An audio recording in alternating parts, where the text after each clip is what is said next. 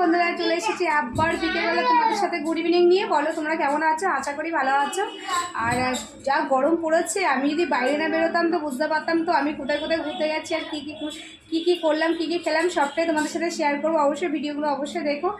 আর আমি কিন্তু দিয়ে দিয়েছি, কিন্তু প্রথম পার্ট দিয়ে দিয়েছি, তো তোমরা অবশ্যই ভিডিওটা দেখে নিও। আর দ্বিতীয় পার্টের জন্য সবাই ওয়েট করো, সবাইকে দেখাবো।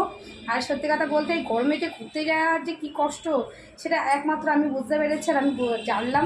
আর সবসময় ঘরে থাকি, আমার খুবই ভালো লাগে। যে আমি বাইরে বেরিয়েছি ব্যাস আমার জীবন শরীর আর শরীর নেই। আমি দেখো জাস্ট বাইরে ঢুকলাম, ঢুকে পর স্নান করেছি মাথা ঘষে, কারণ যেহেতু ট্রেনে বাসে এসেছি, ট্রেনে বাসে ধুলোবালো থাকে তোমরা সবাই জানো, তো ধুলোর জন্য গা হাত পা চুলকাই, ওর জন্য এসে পর স্নান করলাম। তারপর হচ্ছে তোমার মেন কথা হচ্ছে আজকে সোমবার, আর তোমরা সবাই জানো সোমবার দিন আমি নিরামিষ খাই, তো সকাল থেকে কিছু খাইনি।